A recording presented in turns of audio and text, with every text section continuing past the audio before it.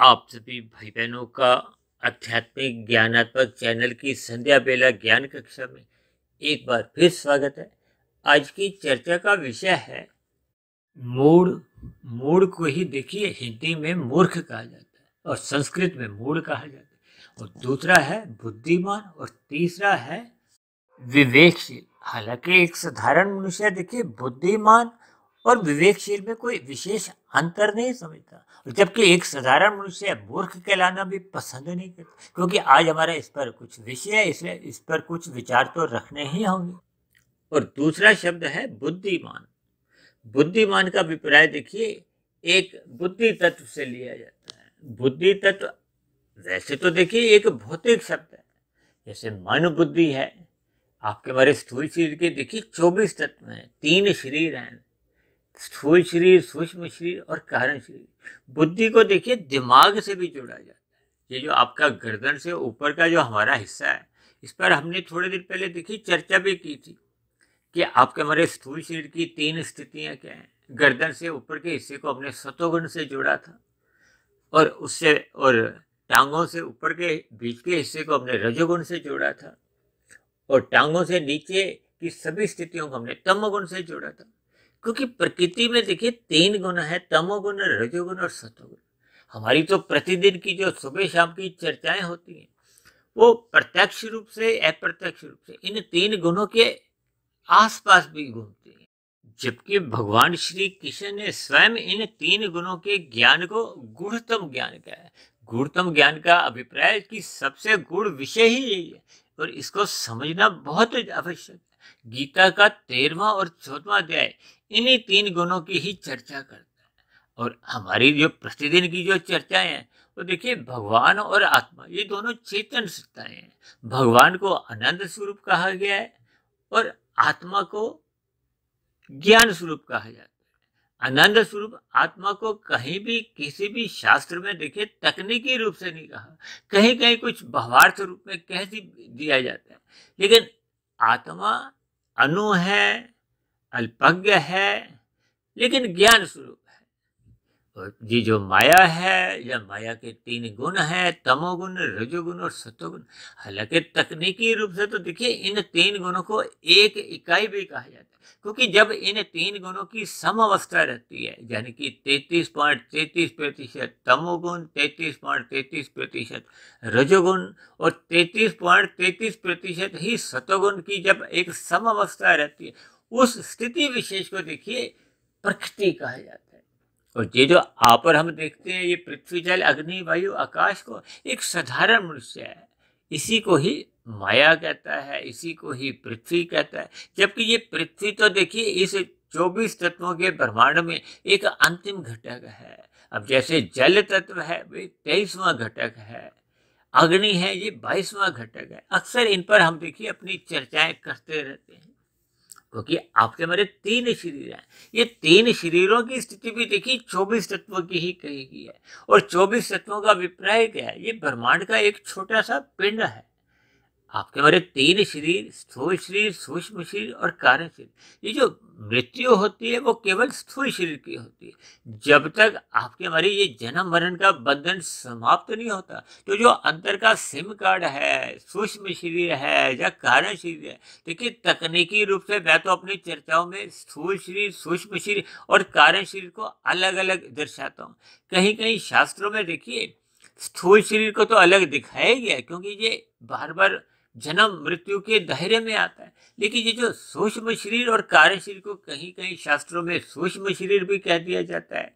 यहाँ सूक्ष्म शरीर कह दिया जाता है, वहां उसको 18 तत्वों का कहा जाता है, क्योंकि 5 तत्वों का स्थूल शरीर है, पृथ्वी, जल, अग्नि, वायु, आकाश। अक्सर शमशान घाट में कुछ लोग ऐसे कहते हैं ना, 5 तत्वों का बना था, उन्हीं 5 तत्वों में लीन हो गया। क्योंकि आपका बड़ा जो स्थूल शरीर जो माता के गर्भ में एक कोशिका से आगे बढ़ता बढ़ता 9 माह 9 दिन में एक पूरा आकार सा ले लेता है, और फिर जन्म होने पे तो आप और हम आगे की स्थितियां देखते ही हैं। इन सभी स्थितियों को हमें ज्ञान पूर्वक समझना होगा। और हम तो देखिए पिछले 4 वर्षों से प्रतिदिन ही भगवान, आत्मा, इन 2 चेतन सत्ताओं पे बात करते हैं। जब प्रकृति के 3 गुण, तमोगुण, रजोगुण और सतोगुण, क्योंकि शास्त्रों में ही कहा गया है, तमोगुण से 10 गुना अच्छा रजोगुण है, रजोगुण से 10 गुना अच्छा सतोगुण है। और इसी बात को आधार में लेते हुए हम अक्सर कह देते हैं कि विशुद्ध सतोगुण, जो कि परमात्मा के लिए, आत्मा के लिए, यानी कि मायातीत स्थिति में जब कहा जाता है तो उसको हम विशुद्ध सतोगुण से जोड़ते हैं।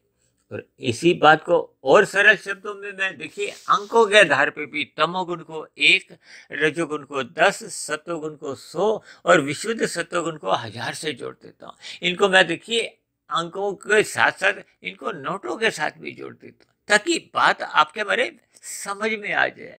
इसी समझ में आने के दृष्टिकोण से मैं अपनी चर्चाओं में पिछले काफी वर्षों से देखिए तमोगुण को काले रंग से दर्शाता हूं, क्योंकि शास्त्रों में तमोगुण को अज्ञानता से जोड़ा जाए, अंधकार से जोड़ा गया है। शाम को जैसे ही सूर्य ढलता है तो एक तमोगुण का आरंभ होता है।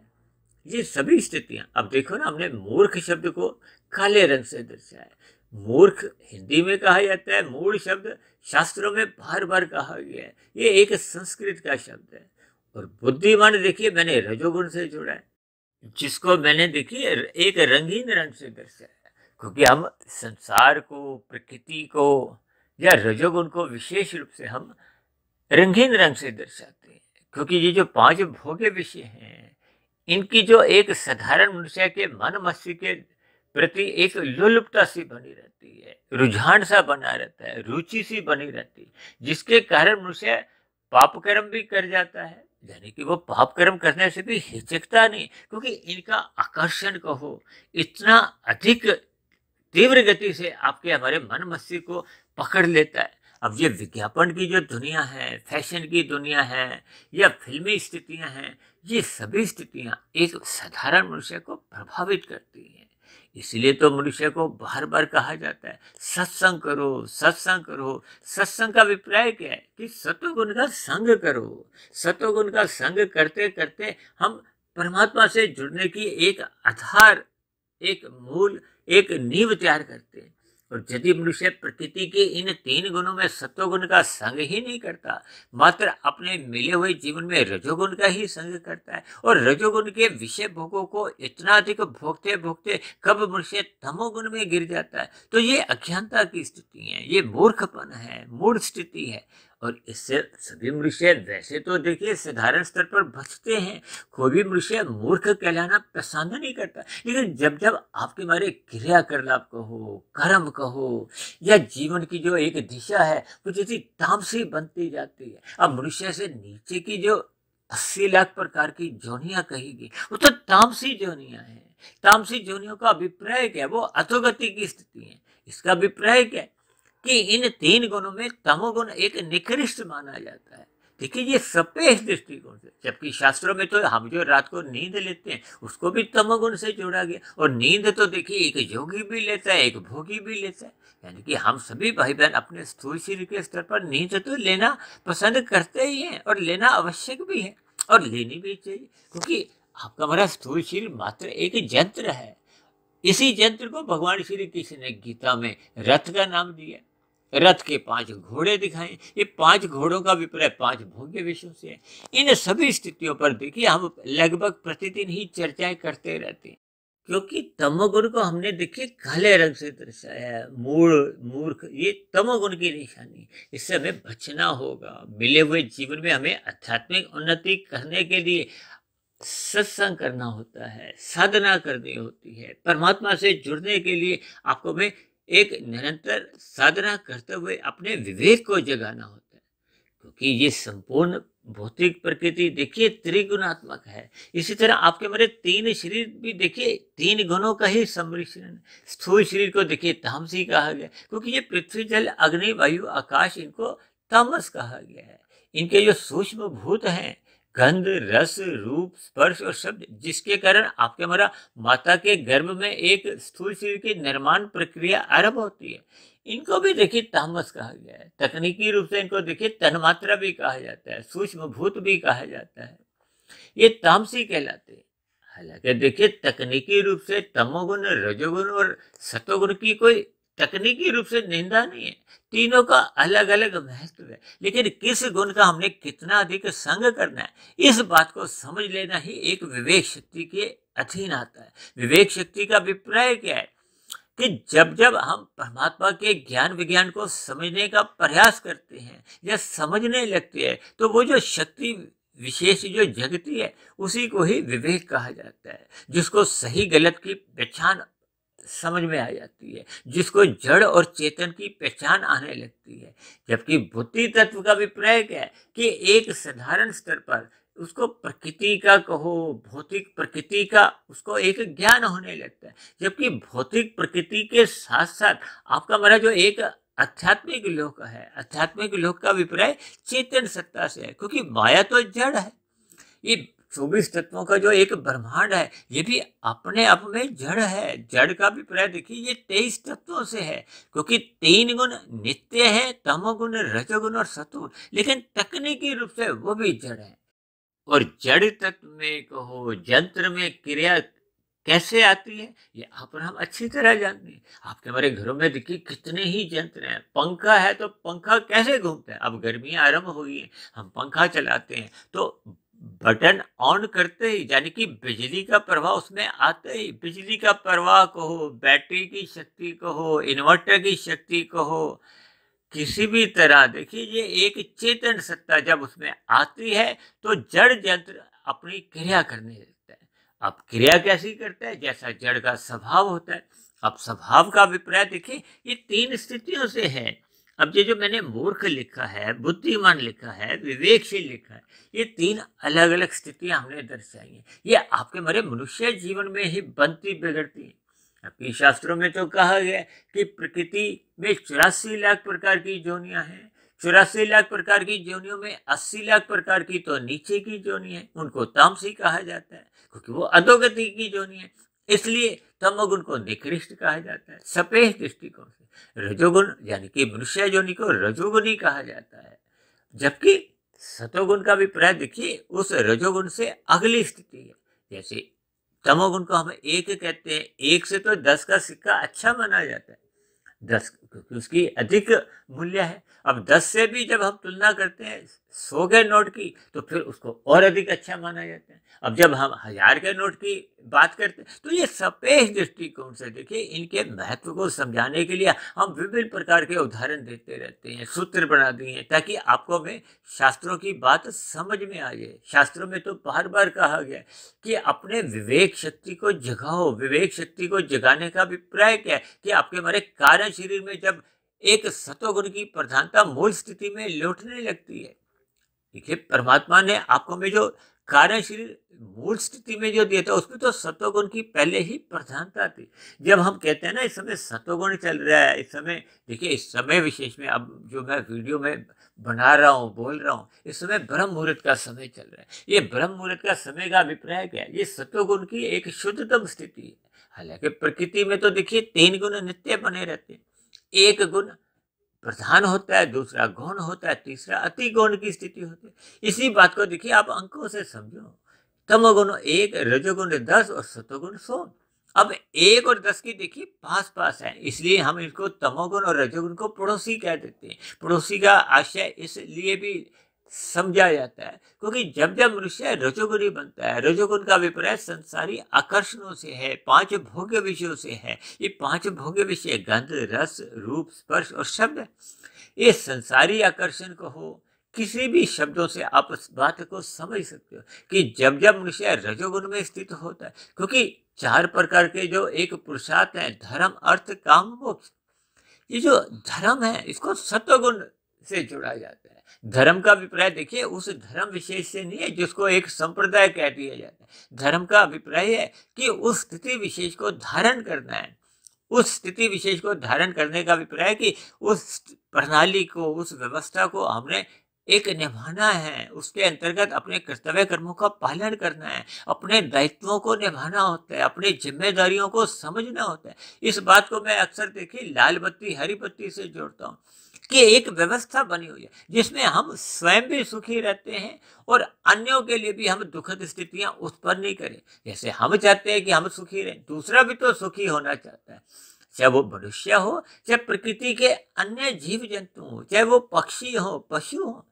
देखिए कोई चींटी भी हो तो वो भी दुखी नहीं रहना चाहती। एक मच्छर हो, आप मच्छर को पकड़ते हो या चींटी का रास्ता रोकते हो तो वो भी अपना रास्ता बदल देते हैं, बचने का प्रयास करते हैं, सुख की ओर जाते हैं, दुख से बचना चाहते हैं। लेकिन मनुष्य जब अपने मिले हुए जीवन में अपने कर्तव्य कर्मों का पालन नहीं करता और कर्मफल सिद्धांत के अनुसार अपनी दिनचर्या बिताता नहीं है, क्योंकि कर्मफल सिद्धांत के अनुसार हमें देखिए विहित कर्म करने होते हैं। विहित कर्मों का ही उल्लेख गीता में विस्तार रूप से कहा गया कि ये करो, ये मत करो, क्योंकि इसका आरंभिक ज्ञान तो देखिए वेदों में कहा गया है। वेदों में जीवन जीने के नियम समझाए गए हैं। उन वेदों के ज्ञान का ही सरलीकरण करते हुए उपनिषद लिखे गए, पुराण लिखे गए। ये गीता का संदेश एक बहुत ही सरल संदेश है, इसको हमें समझना होगा। परमात्मा ने अर्जुन के माध्यम से आपको हमें ये एक ज्ञान उपदेश दिए, और यदि मनुष्य इस ज्ञान को अपने जीवन में लेता नहीं है, ज्ञान एक प्रकाश है, प्रकाश में ही आपका में स्थूल शरीर अपने कार्य कर पाता है। स्थूल शरीर के स्तर पर ही आपका हमारा कर्माशय बनता है। लेकिन जब जब हम मानसिक स्तर पर देखिए चिंतन करते हैं, वो मानसिक चिंतन क्या है? वो मन बुद्धि है। देखिए मन के ऊपर बुद्धि तत्व है, बुद्धि को सही गलत की पहचान होती है, जबकि मन एक महाइंद्रिय है। महाइंद्रिय का अभिप्राय क्या है? ये जो आपका हमारा स्थूल शरीर जो एक यंत्र है, ये जो 5 ज्ञानेंद्रियां हैं, 5 कर्मेंद्रियां हैं, 5 ज्ञानेंद्रियों को और 5 कर्मेंद्रियों को मन द्वारा एक नियंत्रण में लिया जाता है। इसी को तो भगवान श्री कृष्ण ने एक लगाम का नाम दिया है। 5 घोड़ों को 5 भोग्य विषयों से जोड़ा है। ये जो 5 भोग्य विषय हैं, गंध, रस, रूप, स्पर्श और शब्द, आपके मेरे देखिए गर्दन के ऊपर का जो एक हिस्सा है, जिसको मैंने कुछ दिन पहले देखिए एक वीडियो का नाम ही दिया था ना, कि आपके मेरे शरीर के 3 हिस्से हैं, ऊपर के हिस्से को सत्वगुण से जोड़ा था, क्योंकि नाक, जिह्वा, आंख, त्वचा, कान, ये मुख्य है जो 5 आपके मेरी ज्ञानेंद्रियां हैं, जिनसे हम 5 भोग्य विषयों का सुख लेते हैं। ये गर्दन के ऊपर की स्थिति है। और जो 5 कर्मेंद्रियां हैं, हाथ, पैर, वाणी, लिंग, गुदा, ये देखिए निचली स्थिति है, रजोगुण की है या तमोगुण की स्थिति है। इन सभी स्थितियों के हमें भावार्थ समझने होंगे। यानी कि तमोगुण से रजोगुण अच्छा माना गया है, लेकिन रजोगुण से भी 10 गुना अच्छा सतोगुण इसी आशय से कहा जाता है कि हमें सत्संग करना है, ज्ञान में स्थिति में रहना है, ताकि आपकी हमारी विवेक शक्ति जगे। अब देखिए इन शब्दों पर आप ध्यान करो। अब मूर्ख शब्द को देखिए हमने काले रंग से दर्शाया, क्योंकि काले रंग का अभिप्राय देखिए अंधकार से है, अज्ञानता से है। कोई भी मनुष्य अज्ञानता में रहना पसंद नहीं करता, अंधकार में रहना पसंद नहीं करता। शाम को सूर्य डूबता है, आपके हमारे घरों में अंधकार होता है, तो हम सबसे पहले बल्ब ट्यूब जलाते हैं, ताकि हम आपके हमारे तन को ठोकरें नहीं लगे। ठोकरों का अभिप्राय क्या है? कि आपको हमें दुख मिलते हैं। इसी तरह मन के स्तर पर जब आपकी हमारी अज्ञानता बनने लगती है, अज्ञानता बनने का अभिप्राय क्या है? कि आपका हमारा जो आत्मा का ज्ञान है वो ढकने लगता है। ढकता कब है? जब हम प्रकृति के विषय भोगों को अमर्यादित भोगते हैं। कि इन सभी स्थितियों को आप शब्दों द्वारा इनके अर्थों को आप समझिए। अब देखो ना, ये दूसरा शब्द क्या है? बुद्धिमान।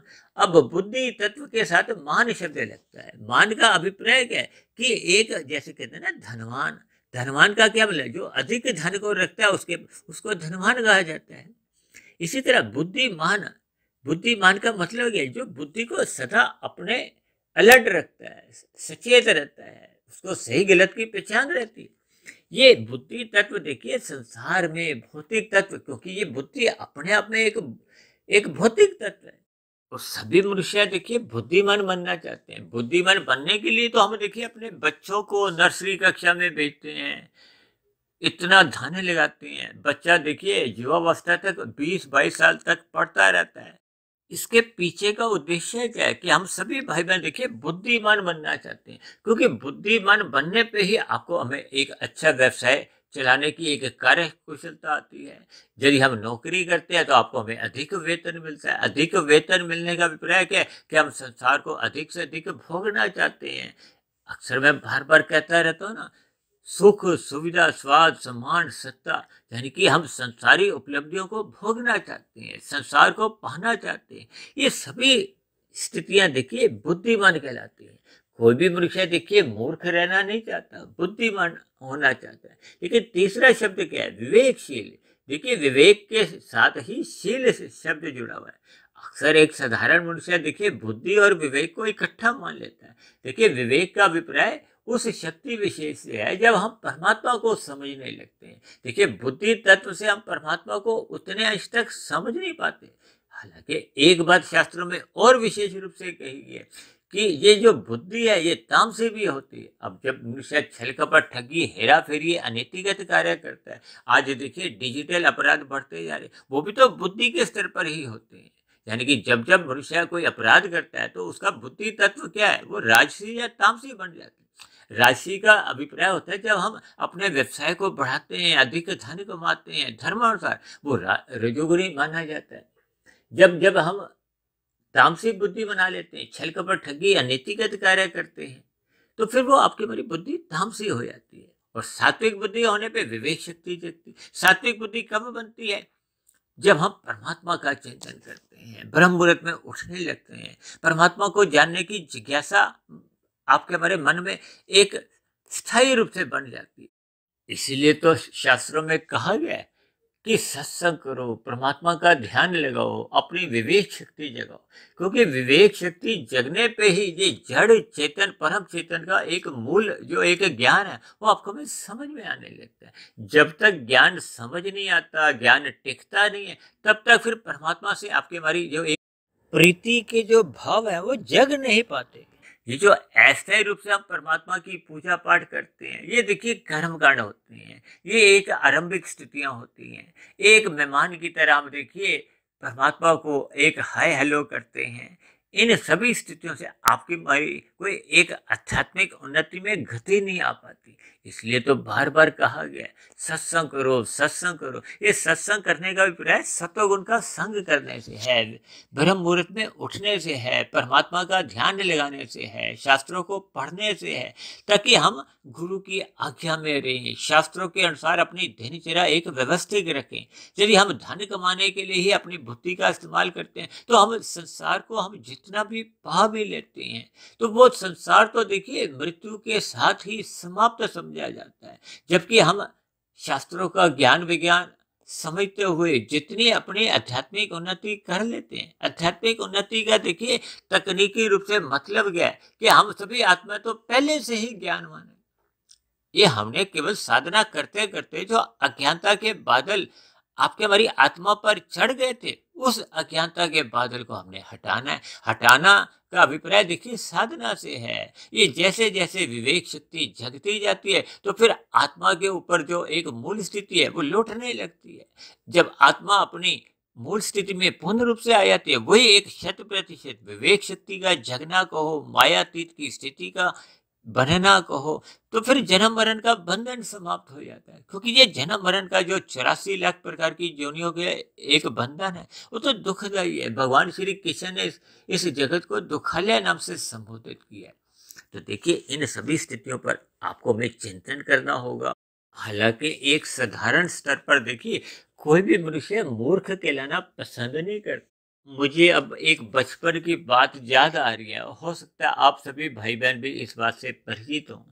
एक बंदर की कहानी आती है कि बंदर उसी डाल पर बैठा हुआ है और उसी डाल को ही कुल्हाड़ी से काट रहा है, तो फिर वो स्वयं गिरेगा। गिरेगा का अभिप्राय क्या है कि मनुष्य अपने जीवन में यदि पाप कर्म करता जा रहा है, करता जा रहा है, किस लिए? विषय भोगों को भोगने के लिए। जबकि कर्मफल सिद्धांत तो बार बार घोषणा करता है कि मनुष्य योनि तभी मिलती है जब संचित कर्मों में पाप और पुण्य कर्मों की तुल्यता रहती है, जब पुण्य कर्मों की अधिकता होती है। और यदि हम पाप कर्म ही करते जाते हैं तो फिर पाप कर्मों का जो वो पुण्य है वो बढ़ता जाता है। पाप कर्मों की अधिकता होने से फिर बढ़ने के बाद अधोगति की स्थितियां बनती हैं। अधोगति का अभिप्राय ये नीचे की 80 लाख प्रकार की तामसी जोनियां हैं। ये मूर्ख जोनियां कहो, तामसी जोनियां कहो, किसी भी शब्दों से देखिए आप समझ सकते हो। आज मनुष्य मांसाहार भोजन का सेवन कर रहा है, जबकि कर्मफल सिद्धांत के अनुसार देखिए किसी भी अन्य जीव की हत्या करना ये निषेध कर्म है, पाप कर्म है। अब मनुष्य खाने वाला भले ही प्रत्यक्ष रूप से इन पशुओं का, पक्षियों का हत्या नहीं करता, लेकिन खाने वाले को ही सबसे अधिक अनुपात में इसका दोष लगता है। ये आपका हमारा पाप कर्मों का गर्भाशय बढ़ाता है। आज मनुष्य अपने ज्ञान को आवृत करता जा रहा है, कुसंग करने में उसकी रुचि बनी रहती है, मादक पदार्थों का सेवन करने लगा। ये सभी की सभी स्थितियां आपके हमारे जीवन में अधोगति की स्थितियां मजबूत करती जाती हैं। इन सभी स्थितियों पर हम चिंतन करें ताकि हम अपनी स्थिति को मूर्ख से एक अलग कर दें। हम अपने आप को मूर्ख बनने से रोकते हैं और जहाँ तक संभव हो हम रजोगुण में रहें। भले ही हम देखिए रजोगुण में रहते हुए बुद्धिमान कहलाते हैं, क्योंकि संसार को पाने की ही यदि आपकी हमारी इच्छा बनी हुई है, अर्थ और काम धर्म की लगाम से एक नियंत्रण में है, तो भी प्रकृति आपको हमें दंड नहीं देती। दंड तभी देती है जब हम प्रकृति के कर्मफल सिद्धांत के में निषेध कर्म करते हैं। जैसे हम यातायात के नियमों का उल्लंघन करते हैं तो आपके हमारे चालान करते हैं। यहाँ के चालानों से तो कभी कभी मनुष्य बच भी जाता है, लेकिन परमात्मा के यहाँ तो जब जब हम पाप कर्म करते हैं तो बचने का तो प्रश्न ही नहीं उठता। ये तो कर्मफल सिद्धांत है। सिद्धांत में देखिए कभी भी किसी भी स्थिति में खंडन होने का तो प्रश्न ही नहीं उठता। सिद्धांत का अभिप्राय देखिए किसी नियम से नहीं है, इसका कोई भूतकाल वर्तमान भविष्य नहीं है। ये तो सभी स्थितियों में सदा ही अपना कार्य करता रहता है, इसमें कभी भी कोई संशोधन की भी जरूरत नहीं होती। इन सभी स्थितियों पर अक्सर हम अपनी प्रतिदिन की ब्रह्म मुहूर्त उपदेश कक्षा में या संध्या बेला ज्ञान कक्षा में अलग अलग विषयों का आधार लेते हुए इन पर चर्चाएं करते रहते हैं। इसलिए हम सभी भाई बहनों को जहाँ तक संभव हो सके हमें ब्रह्म मुहूर्त में उठते हुए आध्यात्मिक उन्नति करने के लिए अपनी विवेक शक्ति को जगाना चाहिए, ताकि हम अपने मिले हुए जीवन में कमाई करके जाएं। क्योंकि कमाई करने से आपका हमारा कारण शरीर शुद्ध होता जाता है। कारण शरीर को शुद्ध करना ही आपके हमारी विवेक शक्ति का जगने का एक सूचक है। और यदि हम अपने कारण शरीर को शुद्ध नहीं करते तो फिर जैसी जैसी स्थितियाँ कर्माशय के रूप में, संस्कारों के रूप में बनती हैं, तो फिर मरने के बाद उन्हीं कारण शरीर के आधार पे फिर आपका हमारा नया कार्य कहो, नई जोनी कहो, यानी कि 84 लाख प्रकार की जोनियां जो आपका हमारा एक निर्धारण वो कर्मों के आधार पे ही होता है। हमने आज से तकरीबन 3 वर्ष पहले एक बहुत बड़ी वीडियो बनाई थी, मनुष्य के मरने के बाद का अगला जन्म, जो लगभग देखिए 3 घंटे की थी। इन सभी स्थितियों पर हमें ज्ञानपूर्वक विचार करना होगा, अपने मिली हुई बुद्धि को सात्विक बनाना होगा, क्योंकि विवेक शक्ति सात्विक बुद्धि में ही जगती है। राजसी बुद्धि में तो हम देखिए संसारी साधनों को ही इकट्ठा करते हैं, अधिक से अधिक धन कमाते हैं, भले ही धर्मानुसार कमाते हैं। अब कोई उद्योगपति अपने व्यवसाय को बढ़ाता जा रहा है, कानून की व्यवस्था के अंतर्गत ही अपना व्यवसाय बढ़ाता है, कमाए गए धन पे आयकर देता है, किसी भी प्रकार के कोई अनीतिगत कार्य नहीं करता, तो ये राजसी स्थिति कहलाती है। लेकिन जब जब मनुष्य छल कपट ठगी हेरा फेरी करता हुआ अपने धन को बढ़ाता है, यानी कि लोभ से संग्रह में करते करते वो अनीतिगत कार्य करता है, तो फिर आपका बड़ा पाप कर्मों का कर्माशय बढ़ता है। ये सभी स्थितियों पर हमें चिंतन करना होगा। यदि हम मनुष्य जीवन में अधोगति से बचना चाहते हैं तो मनुष्य को देखिए कम से कम बुद्धिमान तो बनना ही होगा। यदि वो अपनी विवेक शक्ति जगा लेता है तो फिर आपके हमारे जीवन की ये एक शुद्ध कमाई होती है। हम आध्यात्मिक उन्नति जितने अंश में भी अनुपात में कर लेते हैं वो मरने के बाद भी सुरक्षित बनी रहती है और मनुष्य अधोगति से भी बच जाते हैं। क्योंकि जब हम योग की स्थितियों में साधना करते हैं, यानी कि हम कर्म योग में आ जाते हैं। कर्म योग में स्थित होने का अभिप्राय क्या है कि हम कर्म तो कर रहे हैं लेकिन योग की स्थिति है, फल पाने की इच्छा नहीं है। इसी का ही दूसरा नाम देखिए निष्काम भाव से कर्म करना है। हालांकि निष्काम भाव से कर्म देखिए तभी हो पाते हैं जब मनुष्य का ज्ञान कारण शरीर में टिकने लगता है, विवेक शक्ति जगने लगती है। और यदि मनुष्य बुद्धिमान भी बना रहता है तो भी उसकी किसी भी प्रकार की कोई अधोगति की स्थितियां नहीं होती। लेकिन रजोगुण और तमोगुण क्योंकि पास पास हैं, इसलिए बुद्धिमान होने में भी आपकी हमारी अंतोगत एक मूर्ख बनने की स्थितियां कहो, मूड बनने की स्थितियां का एक खतरा बना रहता है। इन सभी स्थितियों के भावार्थ आपको में समझने होंगे और अपने मिले हुए जीवन में जहाँ तक संभव हो सके हमें सत्वगुण का संग करना है। सत्वगुण का संग करना ही सत्संग कहलाता है। हमें ब्रह्म मुहूर्त में उठना होगा, परमात्मा का ध्यान लगाना होगा, ताकि हम किसी भी स्थिति में हम मूर्ख ना बने, हम अनीतिगत कार्य नहीं करें, हम पाप कर्मों से बचें। और जहाँ तक संभव हो सके हमें अपने विवेक शक्ति को जगाना होगा, यानी कि हमें विवेकशील बनना होगा।